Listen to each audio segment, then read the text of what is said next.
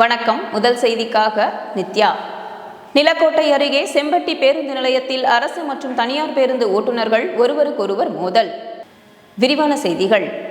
திண்டுக்கல் மாவட்டம் பழனியிலிருந்து ஒரே நேரத்தில் அரசு மற்றும் தனியார் பேருந்துகள் ஒன்றன் பின் ஒன்றாக செம்பட்டி நோக்கி சென்று கொண்டிருந்தது. அப்போது பாறைப்பட்டி அருகே முன்னால் சென்ற தனியார் பேருந்து ஓட்டுநர் தனக்கு பின்னால் வந்து கொண்டிருந்த அரசு பேருந்து விலகிச் செல்ல வழிவிடாத நிலையில் தனியார் பேருந்தை அரசு பேருந்து முந்திச் செல்ல முயன்றபோது விபத்து ஏற்படும் சூழல் உருவானதாக கூறப்படுகிறது. இந்நிலையில் அரசு பேருந்து ஓட்டுநர் செம்பட்டி பேருந்து நிலையத்திற்கு பேருந்தை ஓட்டி சென்றுள்ளார். அதே நேரத்தில் தனியார் பேருந்தும் செம்பட்டி பேருந்து நிலையம் சென்றடைந்தது. அப்போது ஆத்திரமடைந்த அரசு பேருந்து ஓட்டுநர் இரும்பு குழாயால் தனியார் பேருந்து ஓட்டுநரை தாக்க முயற்சித்தார். இரண்டு பேருந்து ஓட்டுநர்களும் ஒருவருக்கொருவர் தகாத வார்த்தைகளால் பேசிக்கொண்டனர்.